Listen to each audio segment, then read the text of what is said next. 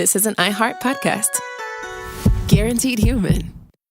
Stuff You Should Know is brought to you by Grainger. Grainger knows that if you're an HVAC technician and a call comes in, you need a partner that helps you find the right product, fast and hassle-free. And you know that when the first problem of the day is a clanking blower motor, there's no need to break a sweat. With Grainger's easy-to-use website and product details, you can be confident that soon you'll have everything humming right along. Call 1-800-GRAINGER, click Grainger.com, or just stop by. Grainger, for the ones who get it done.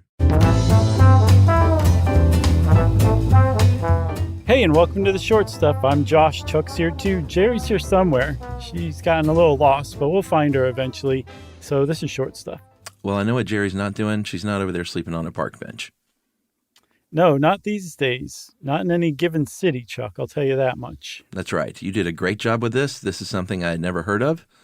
It's called hostile architecture, or what are some of the other names there? Defensive architecture or exclusionary design. That's right. And this is a topic that if our buddy Roman Mars and 99% Invisible has not covered, I would be shocked and amazed. You'd eat a 10-gallon hat. I would. I'm sure they have covered this. But this is the idea that someone will design something. This became pretty popular in the 1990s. Design something for generally an urban setting to prevent people from generally laying down or loitering. Yeah, taking up residence more than a few minutes on a public piece of architecture or furniture, something like a bench, right?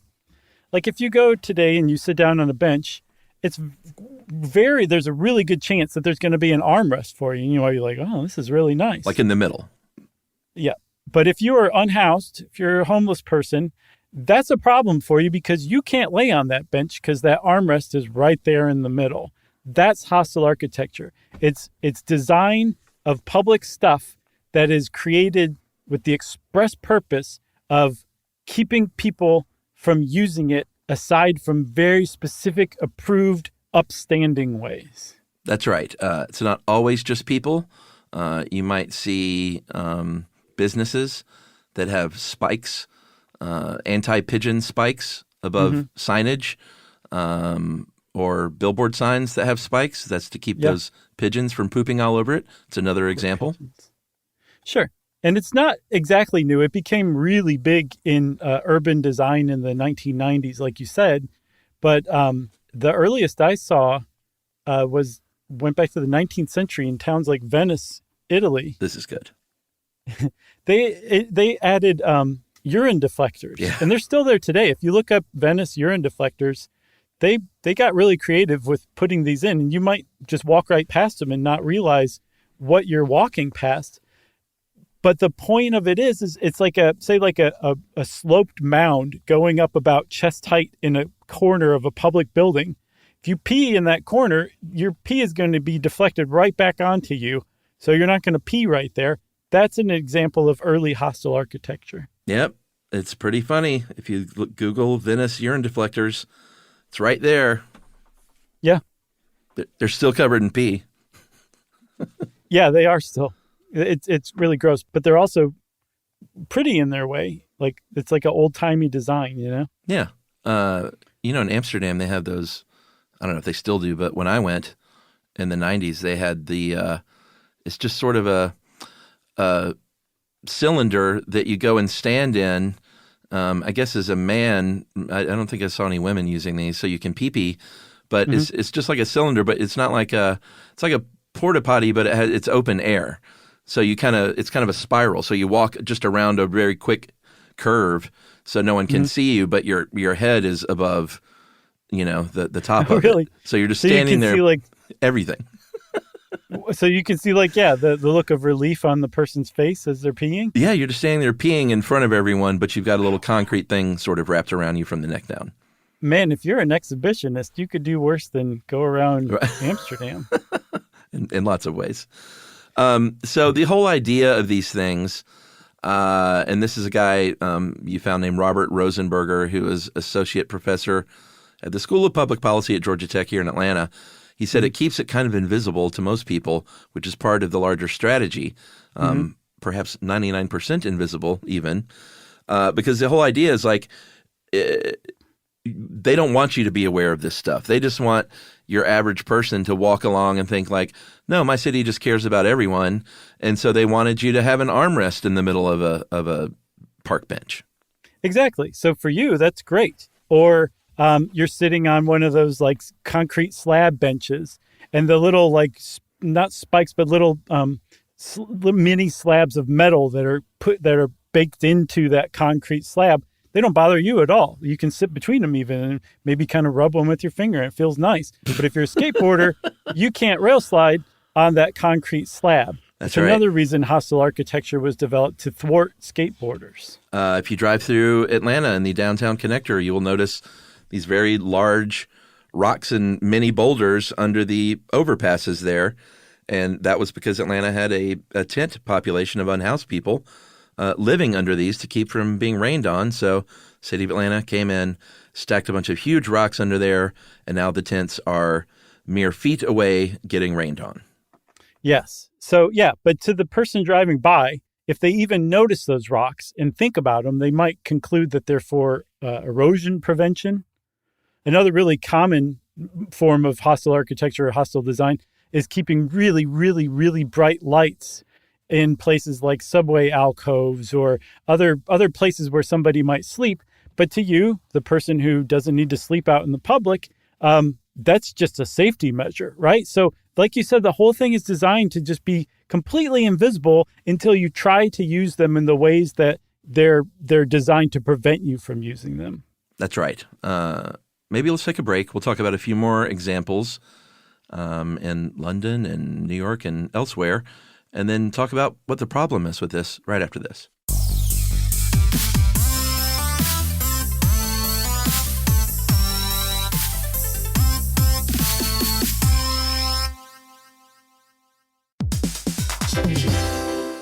Hey everybody, we're here to talk to you about Wayfair, who believes that spaces should be functional, they should be comfortable, they should be well-designed, and they can be well-designed by you with their help. Your updated space should feel more comfortable, inviting, and practical for everyday use. And we're talking about outdoor seating. We're talking about grills. We're talking about major appliances. If you need storage solutions, Wayfair can help you out. Patio lighting, rugs, decor. It is your one-stop shop for home. Yeah. I mean, it's getting nice out, so it's time to think about living outdoors for the next few months. And Wayfair knows that outdoor furniture, it's heavy, it's intimidating to assemble. So Wayfair has stepped in and said, we're going to handle the hard part so you don't have to. That's right. You can shop Wayfair Verified, your shortcut to the good stuff. And that means their team of product specialists are going to vet everything by hand using a 10-point inspection, testing things like, quality materials, functionality, and features, and even how long it takes to build that piece of furniture. And the overall experience save time, reduce hassle, and improved convenience. Patio season is here, and these deals won't last. So head to wayfair.com right now to get your outdoor space ready for way less. That's WAYFAIR.com. Wayfair, every style, every home. Dell PCs with Intel Inside are built for the moments that matter, for the moments you plan and the ones you don't. Built for the busy days that turn into all-night study sessions, the moment you're working from a cafe and realize every outlet's taken. Yeah, the times you're deep in your flow and the absolute last thing you need is an auto update throwing off your momentum. That's why Dell builds tech that adapts to the way you actually work. Built with a long-lasting battery so you're not scrambling for the closest outlet, and built-in intelligence that makes updates around your schedule, not in the middle of it. That's right. They don't build tech just for tech's sake. They build it for you. Find technology built for the way you work at Dell.com/Dell PCs. Built for you.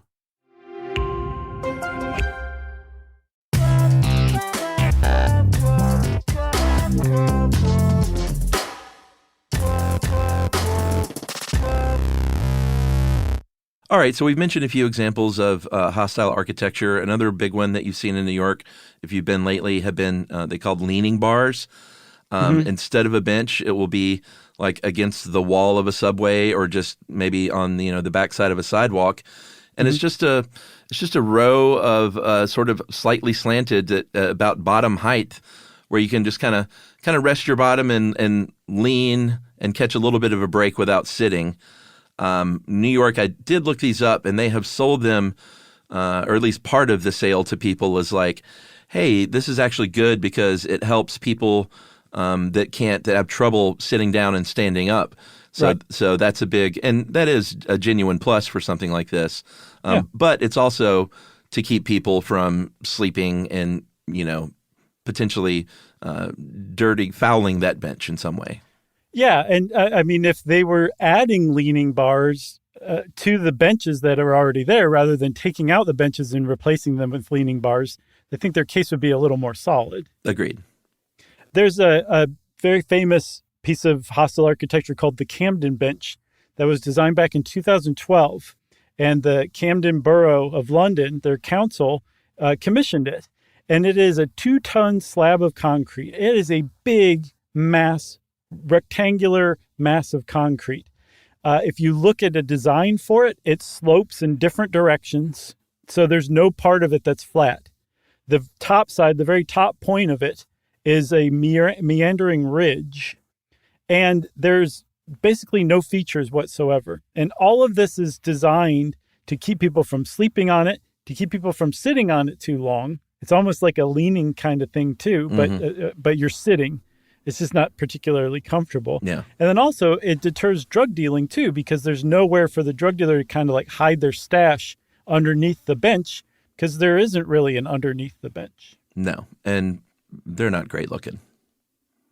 No, they're not, but they are fascinating looking, especially if you look at a diagram of them to me. In real life, they're pretty ugly. Yeah.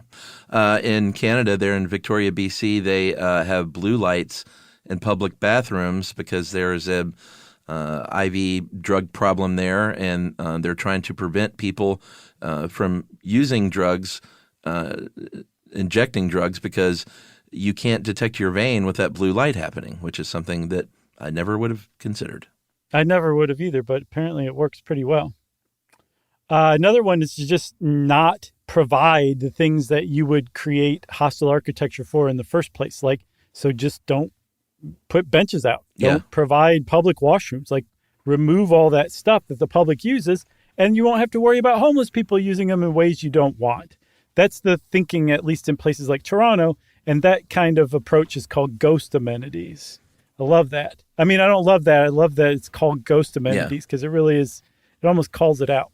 Yeah. And then this final one we'll mention is pretty incredible. This is in Shandong, China. They're called pay and sit benches, just like you could have like a little pay restroom or something. This is a bench that you can deposit your coin in, a little thing on the side. Mm-hmm. And if you do that, the little nubby metal spikes will sink down, and you can actually sit on the bench. When your time is up, those little metal spikes will rise up and poke you in the bottom, and you will get up, and you think, oh, that's pretty ingenious. And then you realize this was designed as protest art by a German sculptor named Fabian Brunsing. So it was protest art, but China was like, hey, that's a pretty good idea. A great idea is a great idea. Yeah. And that one to me is the most... hostile? I guess hostile, or just kind of like mean. It's like, most people have €0.50, except the people we don't want sleeping on benches. Yeah. It's just tantalizingly out of the way. So, we promised to talk about the ethical side of this thing. Obviously, they're targeting populations that are vulnerable and saying, we don't want you here. What they're trying to do is say, like, hey, on your commute in Atlanta, we don't want you to be subject to seeing this on your drive home from your office to your house. So get rid of Tent City and put up these boulders. We don't want you on the walk home from your office in New York to your apartment. We don't want you to walk through the park and see this, even though it's a public park, and like, who gets to decide who can sit on a park bench in a public park? Right. Yeah, that's the big question, is like, who makes the decision on what's the appropriate use of a bench? And if it's that most people sit on a bench, aren't homeless people still members of the community? And if they use a bench in a different way, is that really illegitimate? And if it's illegitimate, is it really just because some people find it distasteful to see somebody sleeping on a bench?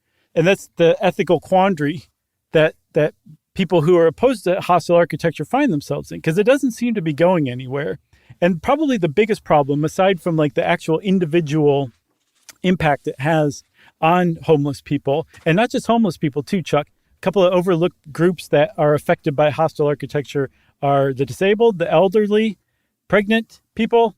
Like it's not just the homeless who are affected by this, but it is the homeless that are specifically targeted by hostile architecture. Yeah. And the probably the biggest problem is that's no kind of response to homelessness. Like, move it along, get out of here. We don't want to see you.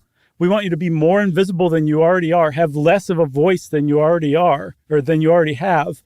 That is a terrible response to homelessness, but that's exactly the point of hostile architecture.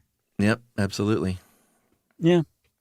And then there's one other just kind of quick point to this too, is if public benches are approved to be sat on while you're on your way to work, on your way to shop, there's a architectural historian named Ian Borden who said that means that the mentality projected by hostile architecture is that we're only citizens to the degree that we're either working or consuming goods. Yeah. And that's what that hostile architecture says. Like, if you're not doing that, then you can't sit here. You can't lay down on this.